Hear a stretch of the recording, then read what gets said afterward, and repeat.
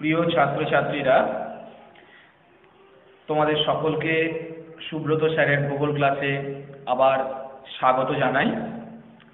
আশা করি তোমরা সকলে ভালো আছো, সুস্থ আছো। আজকে আমি এই ভিডিওটিতে তোমাদের স্বাভাবিক ক্ষয়চক্র এই অধ্যায়ের শেষ যে অংশ, নদীর ক্ষয়চক্র বা স্বাভাবিক ক্ষয়চক্রের বাধা, পুনর্যৌবন লাভ এবং পুনর্যৌবন লাভের ফলে সৃষ্ট বিভিন্ন প্রকার ভূমিরূপ, এই বিষয়টি নিয়ে আলোচনা করব। তোমাদের উচ্চ মাধ্যমিক পরীক্ষায় এই অংশটি থেকে একটি বড় প্রশ্ন আসে। বড় প্রশ্ন মানে 5 নম্বরের আসতে পারে, এবং তোমরা নিশ্চয়ই জানো, অলরেডি জেনে ফেলেছো যে এই প্রশ্নের সঙ্গে লেজুর হিসাবে অন্য প্রশ্ন আসে। তো 5 নম্বরের প্রশ্ন তো আসে, তার সঙ্গে সঙ্গে বিভিন্ন ধরনের যে লেজুর প্রশ্ন, অর্থাৎ 2 নম্বরের, 3 নম্বরের, এবং তার সঙ্গে সঙ্গে যে এসএকিউ পার্ট মার্কিং থাকে, সেই প্রশ্ন এখান থেকে আসে।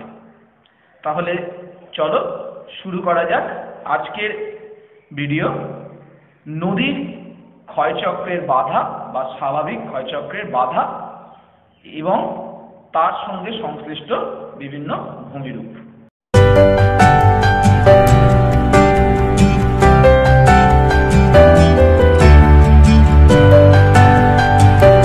আমরা একদম প্রথমেই আগে জেনেছিলাম যে ক্ষয়চক্রটা কি। না, ক্ষয়চক্র হলো কোনো ভূমিভাগের সৃষ্টি ও বিনাশ চক্রের আকারে আবর্তিত হলে তাকে আমরা ক্ষয়চক্র বলব।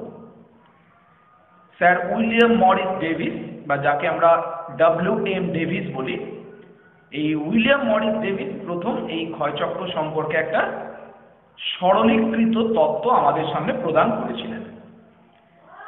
এখন এই যে ক্ষয়চক্র, এই ক্ষয়চক্র অর্থাৎ তার যে সাইকেলটা, তার যে চক্রটা, এই চক্রটা সম্পূর্ণ হওয়ার আগেই এমন কিছু কাণ্ড কারখানা, এমন কিছু ঘটনাবলী ঘটে যার দ্বারা এই ক্ষয়চক্রটা ইন্টারাপ্ট হয়, ক্ষয়চক্রটা বাধাপ্রাপ্ত হয়। এটাকেই আমরা সাধারণত বলি ক্ষয়চক্রের বাধা। অর্থাৎ যদি বলা যায় যে ক্ষয়চক্র চলাকালে সমুদ্র পৃষ্ঠের উত্থান বা পতন হলে, অথবা নদীর ক্ষয় করার ক্ষমতা হ্রাস অথবা বৃদ্ধি পেলে, ক্ষয়চক্র নির্দিষ্ট সময়ের পূর্বেই, এটা কিন্তু খুব গুরুত্বপূর্ণ কথা, নির্দিষ্ট সময়ের পূর্বেই সম্পূর্ণ হয়ে যায়, অথবা ক্ষয়চক্র সম্পূর্ণ হতে পারে না। ঠিক আছে, ক্ষয়চক্রটা সম্পূর্ণ হতে পারে না, মানে মাঝখানে বাধাপ্রাপ্ত হয়ে যায়। ক্ষয়চক্রের স্বাভাবিক গতি যেটা, সেটা ব্যাহত হয়।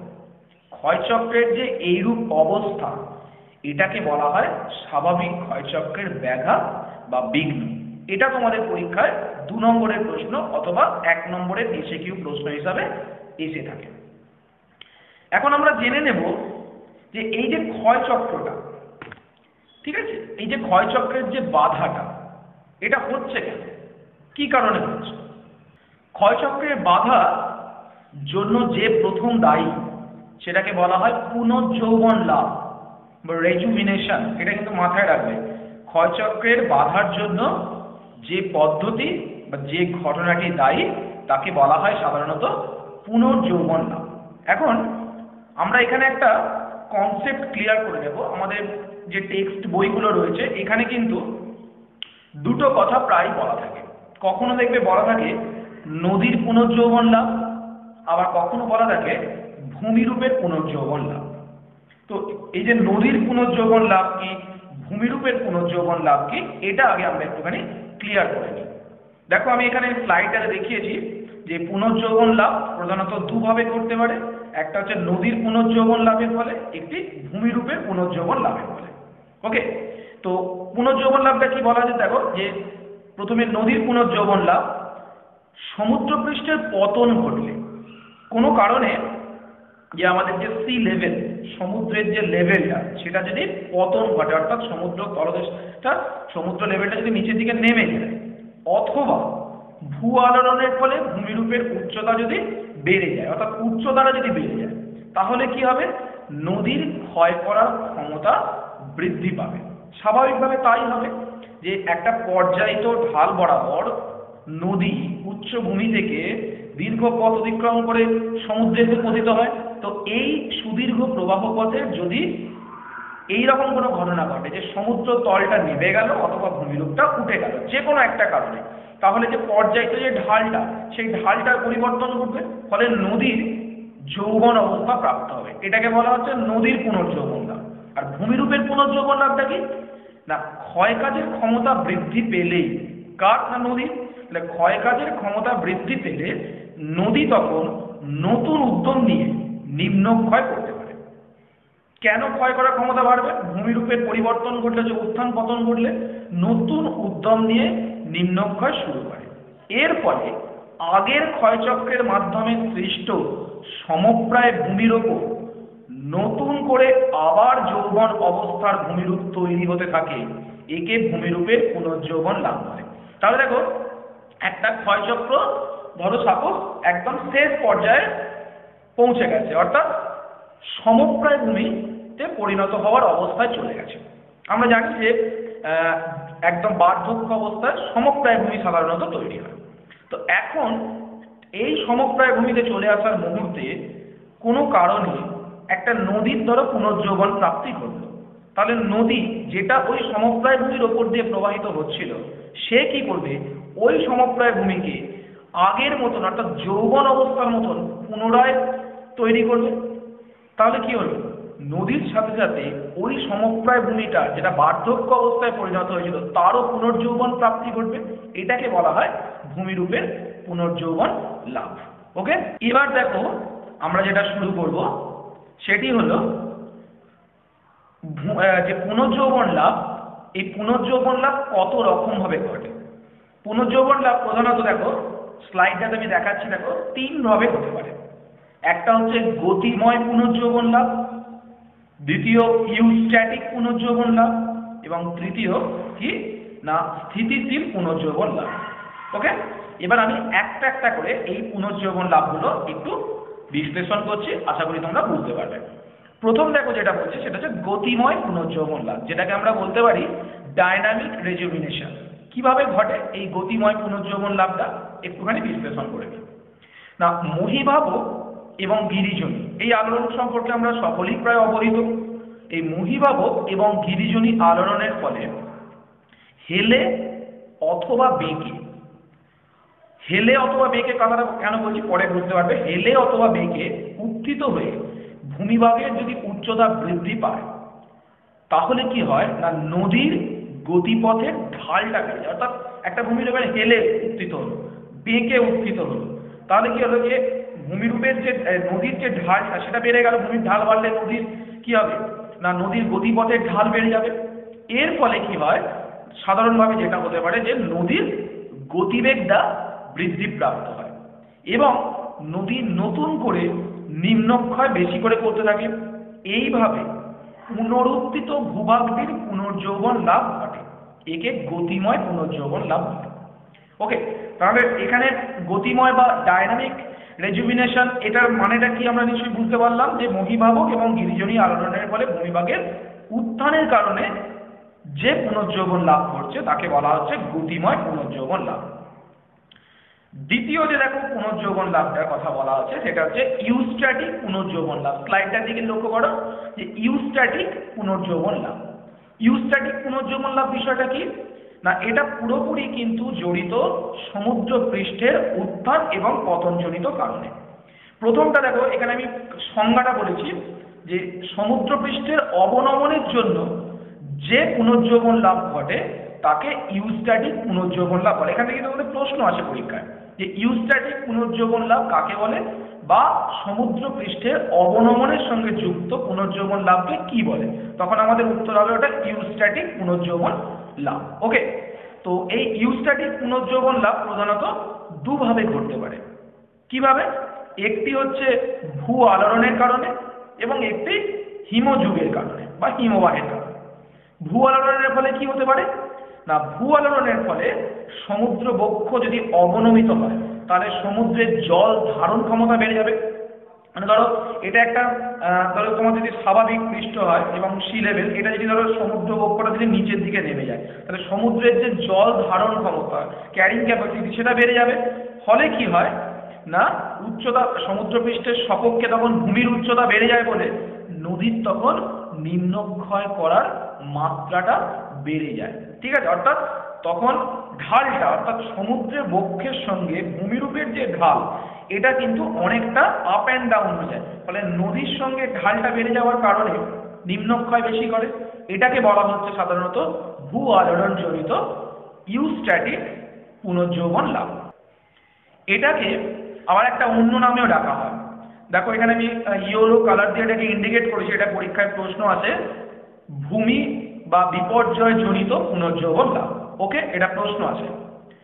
দ্বিতীয় ইউস্ট্যাটিক পুনর্যৌবন লাভটা হয় সাধারণত হিমবাহের প্রবাহে। আমরা পরবর্তীকালে পড়বো যে আমাদের পৃথিবীতে বহুবার হিমযুগের উদ্ভব ঘটেছে, আইস এজ বলা হয়। তো যখন এই হিমযুগে সমুদ্রের জল বাষ্পীভূত হয়ে যাওয়ার পর ঘনীভূত হয়ে তুষার রূপে পর্বত অঞ্চলে সঞ্চিত হয়, অর্থাৎ সমুদ্রের যে জল এটাও কিন্তু এখানে কমে যাচ্ছে। কিসের কারণে কমছে না হিমযুগে জল বাষ্পীভবনের ফলে বরফ রূপে জমে যাওয়ার কারণে সমুদ্রের জলটা কমে যাচ্ছে। তো এর ফলেও কি হচ্ছে না সমুদ্রের যে তলদেশ সমুদ্রের সি লেভেল সেটা নিচের দিকে নেমে যাচ্ছে এবং তার ফলেও কি হয় না একটা পুনর্যৌবন লাভ ঘটে। এই পুনর্যৌবন লাভটাকে সাধারণত বলা হচ্ছে হৈমিক ইউস্ট্যাটিক পুনর্যৌবন লাভ। ওকে, এটাও কিন্তু পরীক্ষার জন্য খুব গুরুত্বপূর্ণ। 3 নম্বর পুনর্যৌবন লাভটাকে বলা হচ্ছে স্থিতিশীল বা স্ট্যাটিক রেজুমিনেশন।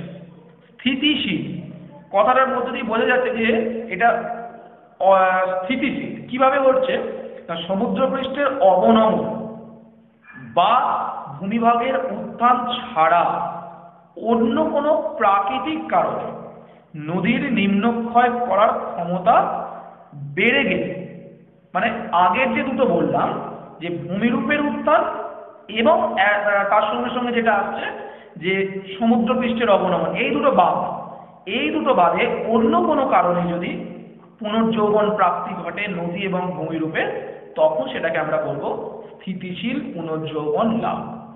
এই স্থিতিশীল পুনর্যৌবন লাভটা 3টে কারণে ঘটে। ফার্স্ট একটা হচ্ছে রিভার ক্যাপচার বা যেটাকে আমরা বলি নদী গ্রাস, দ্বিতীয়ত নদীর বোঝা কমে যাওয়া বা বোঝা হ্রাস, আর 3 নম্বর জলবায়ুর পরিবর্তন। একটা একটা করে আমরা বলবো এবং এখান থেকে যে প্রশ্নগুলো আসে সেই প্রশ্নগুলো কিন্তু আমরা এখান থেকে আলোচনা করে নেব। প্রথম দেখো বলছে যে নদী গ্রাস যাকে আমরা বলি রিভার ক্যাপচার।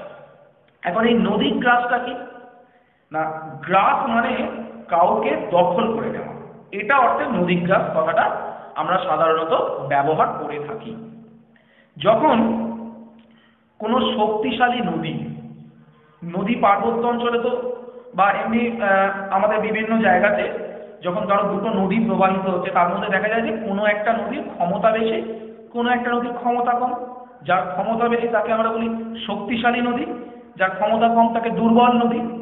তো যে নদীর ক্ষমতা বেশি সে কি করে হেডওয়ার্ড ইরোশন, অর্থাৎ উৎসর দিকে আস্তে আস্তে নদীটা পিছিয়ে যায়, যাকে বলে আমরা মস্তক ক্ষয়।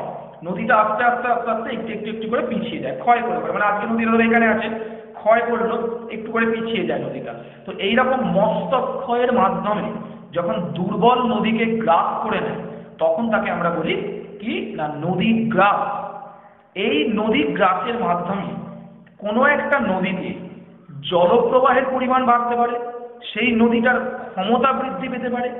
তাহলে ক্ষমতা বৃদ্ধি পাওয়া, জলপ্রবাহের পরিমাণ বৃদ্ধি পাওয়া, এইগুলোর মাধ্যমে কি হয় নদী তার আগের যে অবস্থা তার থেকে নতুন একটা অবস্থায় পর্যবসিত হয়, অর্থাৎ নদীটার পুনর্যৌবন প্রাপ্তি ঘটে এবং তার ফলে নদী ভূমিরূপকে নতুন উদ্যমে ক্ষয় করতে থাকে।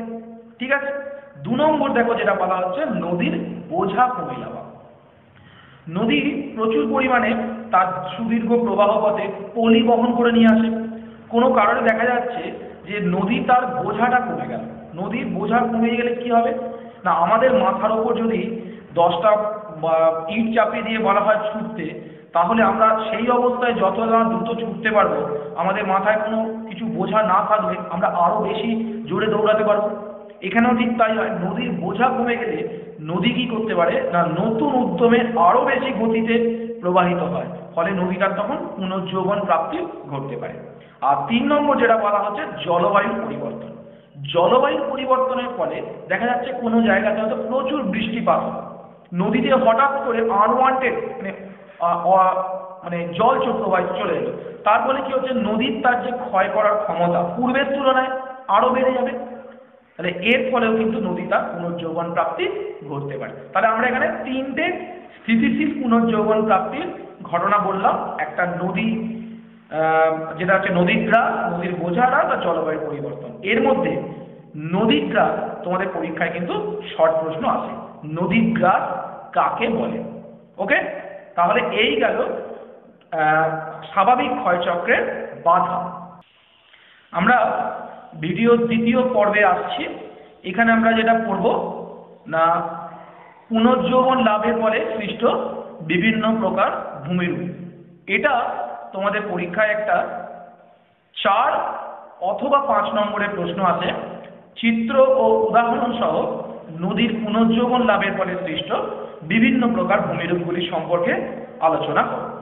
ঠিক আছে, আর এক একটা আলাদা আলাদা ভূমিরূপ তোমাদের কিন্তু পার্ট মার্কিংয়ে আছে। ঠিক আছে, তো নদীর পুনর্জীবন লাভের ফলে আমি একটা একটা করে ভূমিরূপ উদাহরণ এবং ছবি সহকারে বলছি, তোমরা একটু বোঝার চেষ্টা করো। প্রথম দেখো যে ভূমিরূপটা আমি যে স্লাইডটা দিয়েছি, দেখো লেখা রয়েছে নিক পয়েন্ট। ওকে, নিক পয়েন্ট কাকে বলে না ভূমিরূপের পুনর্জীবন লাভের ফলে নদীর দৈর্ঘ্য বরাবর, লম্বা নদীর দৈর্ঘ্য বরাবর মৃদু পুরাতন ঢাল ও খাড়া নতুন ঢালের সংযোগ বিন্দুতে যে খাঁজের সৃষ্টি হয় তাকে নিক পয়েন্ট বলে। এখানে কিন্তু খুব গুরুত্বপূর্ণ কথা যে মৃদু পুরাতন ঢাল এবং খাড়া নতুন ঢালের সংযোগ বিন্দুতে যে খাঁজের সৃষ্টি হয় তাদের বলা হয় নিক পয়েন্ট। আমি আমার শরীরের এই অংশটা দেখাচ্ছি, দেখো মাথা আর ঘাড়, এই দুটো জায়গার মধ্যে দেখো একটা খাঁজ তৈরি হয়েছে। ঠিক আছে, এটাকে নিক পয়েন্ট বলা হচ্ছে। মানে ধরো এইটা নতুন ঢাল এবং এটা হচ্ছে পুরাতন, তাহলে এর মধ্যিখানে অর্থাৎ আগেকার যেটা পুরাতন ঢাল সেটা হচ্ছে মৃদু, আর যেটা নতুন ঢাল সেটা কিন্তু খুব খাড়া। এর মধ্যিখানের যে অংশটা এটাকে হচ্ছে নিক পয়েন্ট। আমি দেখো এখানে যে ছবিটা দেখাচ্ছি, ছবিটাতে তোমরা পরিষ্কার বুঝতে পারছো যে আগের যে অংশটা যেটা হচ্ছে পুরাতন অবস্থায় অর্থাৎ নদীর পুনর্জীবন প্রাপ্তির আগের অবস্থা, তার ঢাল এবং নদীর পুনর্জীবন প্রাপ্তির পরের ঢাল, দুটোর মধ্যে দেখো একটা গ্যাপ তৈরি হয়েছে। এই গ্যাপটা বা খাঁজটাকে বলা হচ্ছে নিক পয়েন্ট। এই নিক পয়েন্টের আমি কিছু এক্সাম্পল দিচ্ছি, দেখো এক্সাম্পল যে বৈশিষ্ট্য বলছি যে এটি পুরাতন নদী এবং নদীর উপত্যকার সংযোগস্থল, স্বাভাবিক ব্যাপার। নিক পয়েন্টে জলপ্রপাত সৃষ্টি হয়। আমাদের যে ছবিটা দেখো দেখাচ্ছে এখানে, এটা আমি এক্সাম্পলও দিয়েছি আমাদের মধ্যপ্রদেশ রাজ্যে নর্মদা নদীর উপর গঠিত ধোঁয়াধার জলপ্রপাত, one of the beautiful waterfalls in India. তো এই ধোঁয়াধার জলপ্রপাতটা কিন্তু একটা নিক পয়েন্টের উপর গড়ে উঠেছে। যদি আমরা এখানে ছবিটার দিকে লক্ষ্য করি, দেখো যে একটা পুরাতন নদী ঢাল এবং নতুন নদী ঢাল তৈরি হয়েছে, তার মাঝখানটাতে যে গ্যাপটা তৈরি হয়েছে সেই গ্যাপ থেকে জল ওপর থেকে নিচে পড়ছে, এটা হচ্ছে একটা নিক পয়েন্ট। এটা কিন্তু মাথায় রাখবে, এটা কিন্তু আমাদের ভারতের উদাহরণ একটা। ওকে, তো তাহলে আমরা বলতে পারি নিক পয়েন্টে কোনো নদী প্রবেশ করলে জলপ্রপাত সৃষ্টি হতে পারে। 3 নম্বর হচ্ছে নিক পয়েন্টে নদীর মস্তক্ষয় বেশি করে বলে নিক পয়েন্ট ক্রমশ পিছু হটতে হটতে এক সময় নিশ্চিহ্ন হয়ে যায়। এখানেও যদি আমি এই ছবিটার দিকে তোমাদের লক্ষ্য করছি দেখাচ্ছি, দেখো এটাও ধোঁয়াধার জলপ্রপাত, যা আজকে এই যে জায়গাটায় জলটা পড়ছে আগামী দিনে আস্তে আস্তে এটা পিছু হটে হটে এখানে আর জলটা পড়বে না, এটা একেবারে পিছিয়ে যাবে এবং একটা সময় কিন্তু নিক পয়েন্টটা থাকবে না, নিক পয়েন্টটা তখন সম্পূর্ণরূপে নিশ্চিহ্ন হয়ে যাবে। তাহলে এই গেল তোমাদের নিক পয়েন্ট কাকে বলে, নিক পয়েন্টের বৈশিষ্ট্য এবং নিক পয়েন্টের উদাহরণ। তোমাদের কিন্তু পরীক্ষায় নিক পয়েন্ট কাকে বলে, তার উদাহরণ, এগুলো পরীক্ষায় আসে। তো সে কারণে নিক পয়েন্টটা তোমাদের খুব ভালো করে পড়তে হবে। দ্বিতীয় আমরা যে ভূমিরূপটা পড়ব সেটি হচ্ছে উপত্যকার মধ্যে উপত্যকা বা ভ্যালি ইন ভ্যালি। দেখো কি বলা হচ্ছে না, ভূমিরূপের পুনর্জীবন লাভের ফলে নিক বিন্দুর ওপর ঊর্ধ্ব উপত্যকা এবং নিক বিন্দুর নিচে নিম্ন উপত্যকার আড়াআড়ি যদি প্রস্থচ্ছেদ করা হয় তাহলে দেখা যাবে যে পুরনো অগভীর উপত্যকার মধ্যে অপেক্ষাকৃত গভীর নতুন উপত্যকা অবস্থান করছে। অর্থাৎ আগে ভূমিরূপের পুনর্যৌবন প্রাপ্তির পূর্বের উপত্যকা এবং ভূমিরূপের পুনর্যৌবন প্রাপ্তির পরের উপত্যকা, মানে একটা উপত্যকার মধ্যে আর একটা উপত্যকা সুপার ইম্পোজড বা অধ্যারোপিত হয়ে যায়। এটাকে সাধারণত বলা হয় ভ্যালি ইন ভ্যালি বা উপত্যকার মধ্যে উপত্যকা, অর্থাৎ পুরাতন উপত্যকার মধ্যে নতুন উপত্যকা, এই জন্য এর নাম উপত্যকার মধ্যে উপত্যকা। এটাকে আর একটা নামে দেখা হয়, দেখো এখানে বলেছি, হলুদ রংটার দিকে খেয়াল করো যে এটাকে বলা হয় দোতলা উপত্যকা। আর দ্বিতীয়বার ক্ষয়চক্রের ফলে এটা তৈরি হয় বলে এর আরো একটা নাম হচ্ছে না দ্বিচক্র উপত্যকা। ঠিক আছে, দ্বিচক্র উপত্যকা, তিনটে নাম তাহলে বললাম, উপত্যকার মধ্যে উপত্যকা, দোতলা উপত্যকা এবং দ্বিচক্র উপত্যকা। বৈশিষ্ট্যগুলো আমরা একটু দেখে নেব। না, পুরনো উপত্যকা প্রশস্ত হবে, স্বাভাবিক ব্যাপার, যেহেতু সেটা শেষ পর্যায়ে চলে গিয়েছিল ক্ষয়চক্রে, প্রশস্ত। নতুন উপত্যকা হবে সংকীর্ণ ও খাড়া। 2 নম্বর বৈশিষ্ট্য, নদী যতবার পুনর্জীবন লাভ করবে ততবার নতুন নদী উপত্যকা গঠিত হয়। আর 3 নম্বর, এটা থেকে প্রশ্ন আসে, নতুন ও পুরনো নদী উপত্যকার সংযোগস্থলে স্কন্ধভূমি তৈরি হয়। যে দেখো ছবিটা এখানে দিয়েছি আমি তোমাদের স্লাইডটাতে, ছবিটার দিকে লক্ষ্য করলে বুঝতে পারবে যে এই জায়গাটাতে একটা স্কন্ধভূমি তৈরি হয়েছে। ঠিক আছে, আর উদাহরণ হিসাবে বলা যায় আমাদের মধ্যপ্রদেশের নর্মদা নদীর ওপরই অবস্থিত কপিলধারা জলপ্রপাত। এই কপিলধারা জায়গাটা, এই জায়গাটার দিকে, ছবিটার দিকে লক্ষ্য করো, এটাও কিন্তু একটা এরকম উপত্যকার মধ্যে উপত্যকার উদাহরণ। ছবিটার দিকে লক্ষ্য করো, এটা হচ্ছে ওপরের উপত্যকা, এটা হচ্ছে নিচের উপত্যকা, অর্থাৎ একটা উপত্যকার মধ্যে আর একটা উপত্যকা সুপার ইম্পোজ হয়ে গিয়েছে। নেক্সট আমরা 3 নম্বর ভূমিরূপ যাব, সেটা হচ্ছে নদী মঞ্চ, রিভার ট্রেস। না, পুনর্জীবন প্রাপ্তি ঘটলে নদীর নিম্নক্ষয় বেড়ে যায়, এটা স্বাভাবিক ব্যাপার। আমরা এতক্ষণ পড়তে গিয়ে নিশ্চয়ই এই বিষয়টা বুঝেছি যে পুনর্জীবন প্রাপ্তি ঘটলে নদীর নিম্নক্ষয় করার ক্ষমতা বেড়ে যায়। এর ফলে কি হয় না, পূর্বেকার উপত্যকার মধ্যে নদী নতুন করে গভীর উপত্যকা সৃষ্টি করে। অর্থাৎ একটা উপত্যকার মধ্যে আবার নতুন করে কেটে কেটে কেটে কেটে উপত্যকা তৈরি করে। এর ফলে পুরাতন উপত্যকা নতুন উপত্যকার দুপাশে কিছুটা মঞ্চ বা সোপানের আকারে অবস্থান করে। এই লাইনটা কিন্তু খুব গুরুত্বপূর্ণ। এর ফলে পুরনো উপত্যকা নতুন উপত্যকার দুপাশে, অর্থাৎ নদীটা বসে গেছে নিচের দিকে, কেটে নিচের দিকে ধরো বসে গেছে, ছবিটার দিকে লক্ষ্য করো, নদীটা কেটে নিচের দিকে বসে গেছে। বসে যাওয়ার ফলে আগের যে প্রশস্ত উপত্যকা তৈরি হয়েছিল সেটা দেখো দুপাশে মঞ্চের মতন দাঁড়িয়ে রয়েছে, মানে মঞ্চের মতন দাঁড়িয়ে রয়েছে। এটাকে বলা হচ্ছে কি নদী মঞ্চ। ঠিক আছে, এর বৈশিষ্ট্যগুলো কি না, এটা নদীর দুপাশে সিঁড়ি বা ধাপের মতো দেখতে হয়, ছবিটার দিকে লক্ষ্য করো, সিঁড়ির ধাপের মতো দেখতে হয়।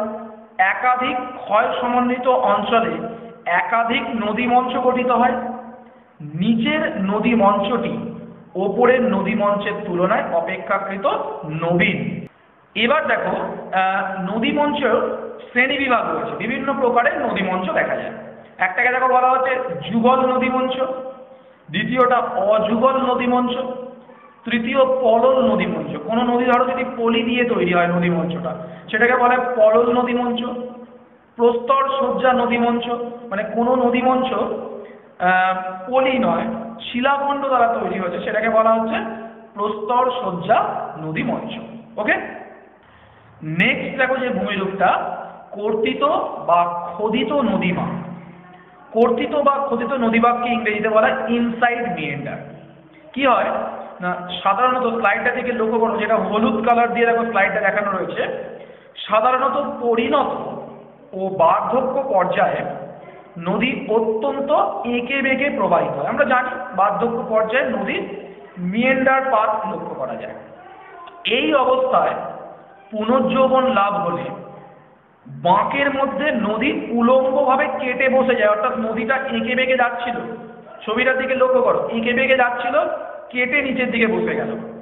আবার কোনো কোনো সময় নদী ক্ষয় করে করে এক পাশে সরে যায়, এটাকে বলা হচ্ছে কর্তিত বা খোদিত নদী। বা কর্তিত মানে কেটে বসে যাওয়া, খোদিত মানে একটু একটু করে, যেমন কাঠ মিস্ত্রি যেমন বাটালি দিয়ে কেটে কেটে কেটে কেটে কাঠকে যেমন প্রশস্ত করে, ঠিক এইরকম করে কেটে কেটে চলে যায়, এটাকে বলা হয় কর্তিত বা খোদিত নদী বাঁক। এটা দু প্রকারের হয়, একটা হচ্ছে সমপার খোদিত নদী বাঁক, একটা অসমপার খোদিত নদী বাঁক। এখানে দেখো আমি একটা গ্রিন কালার দিয়ে একটা নোট দিয়েছি লাল রং দিয়ে, দেখো যা এর মধ্যে বিচ্ছিন্ন নদী বাঁক বা মিয়েন্ডার কাট অফ এবং অষ্টি বাঁক বা মিয়েন্ডার কোর দেখা যায়। এই দুটো কি একটু সামান্য ব্যাখ্যা করে দিই, প্রশ্ন আসতে পারে। না আমরা সাধারণত জানি যে মিয়েন্ডারিং পাথ হলে নদীর প্রবাহে অশ্ব ক্ষুরাকৃতি হ্রদ তৈরি হতে পারে, ঠিক আছে। তো এখানেতেও যখন এই কর্তিত বা খোদিত নদী বাঁক তৈরি হয় তখন কিন্তু অশ্ব ক্ষুরাকৃতি হ্রদ তৈরি হয়, অর্থাৎ কর্তিত এবং খোদিত নদী বাঁক সৃষ্টির সময়তেও কি না খোদিত নদী বাঁক অশ্বক্ষুরাকৃতি হ্রদ তৈরি হয়। এই অশ্বক্ষুরাকৃতি হ্রদগুলোর যে বিচ্ছিন্ন নদী বাঁক তাকে বলা হয় না বিচ্ছিন্ন নদী বাঁক বা মিয়েন্ডার কাট অফ। আর অষ্টি বাঁক আমি দেখো ছবিতে দিয়েছি না, এই অশ্বক্ষুরাকৃতি হ্রদের মধ্যে যে একটু উঁচু পলিগঠিত অংশ থাকে তাদের বলা হয় অষ্টি বাঁক বা মিয়েন্ডার কোর। এই দুটো একটুখানি পড়ে রাখবে প্রশ্নের জন্য, শর্ট প্রশ্নের জন্য। শেষ ভূমিরূপ দেখো উত্থিত সমুদ্র সৈকত ও উত্থিত সমুদ্র মঞ্চ। কাকে বলে না বহু কাল ধরে উপকূলভাগ ক্ষয় এবং সঞ্চয়ের মাধ্যমে সৈকত ভূমি তৈরি হয়। এটা আমরা সমুদ্র তরঙ্গের সঞ্চয় কাজের সময় পড়েছিলাম। এখন কোনো কারণে যদি উপকূলভাগ উত্থিত হয়ে যায়, মানে উপকূলভাগটা ধরো এটা ধরো সমুদ্র তল, এর সঙ্গে ধরো উপকূলভাগটা উঠে গেল, তাহলে উঠে গেলে কি হবে না এটাকে একটা মঞ্চের মতন তো দাঁড়িয়ে থাকছে, মনে হচ্ছে না কেউ মঞ্চ তৈরি করেছে সমুদ্রের উপকূল বরাবর। তো এই যে মঞ্চগুলো এই উপকূলভাগ উত্থিত হলে বা ধরো সমুদ্রপৃষ্ঠটা নিচের দিকে নেমে গেল, তাহলে এটা সমুদ্রপৃষ্ঠ আগে ছিল, সমুদ্রপৃষ্ঠ নেমে গেল, তাহলে হয় ভূমিরূপটা উঠে যেতে পারে অথবা সমুদ্রপৃষ্ঠ নেমে যেতে পারে, দুটোর ক্ষেত্রেই মঞ্চ তৈরি হয়, ঠিক আছে। এগুলোকে বলা হয়, এর মধ্যে যাদের উচ্চতা 50 মিটারের কম তাদের উত্থিত সমুদ্র সৈকত বলে, আর যাদের উচ্চতা 50 মিটারের বেশি তাদের বলা হয় উত্থিত সমুদ্র মঞ্চ। আমাদের ভারতের পশ্চিম উপকূলে কেরালার কাছে যে উপকূলটা রয়েছে এখানে কিন্তু প্রচুর এরকম সমুদ্র মঞ্চ লক্ষ্য করা যায়। তাহলে এই গেল তোমাদের পুনর্যৌবন লাভের পরে সৃষ্ট বিভিন্ন প্রকারের ভূমিরূপ। এটা তোমাদের 5 নম্বরের প্রশ্নের জন্য তৈরি করবে, আগেই বলেছি। এবং এখানে আলোচনা প্রসঙ্গে যে শর্ট প্রশ্নগুলো করা হলো 2 নম্বরের প্রশ্ন এবং তোমাদের যে পার্ট মার্কিং এর প্রশ্নগুলো বললাম এগুলো তোমরা তৈরি করার চেষ্টা করবে। আশা করব ভিডিওটা তোমাদের সকলের ভালো লেগেছে এবং তোমরা এখান থেকে তোমাদের পরীক্ষার জন্য প্রয়োজনীয় তথ্য সংগ্রহ করতে পারবে। যদি ভিডিওটা ভালো লাগে তাহলে লাইক করো, শেয়ার করো, আর উচ্চ মাধ্যমিক পরীক্ষা 2021 সালের প্রস্তুতির জন্য আরো নিত্য নতুন ভিডিও পেতে চ্যানেলটি অবশ্যই সাবস্ক্রাইব করে রাখো। তোমরা সকলে ভালো থেকো, আজকের জন্য এই পর্যন্তই, ধন্যবাদ।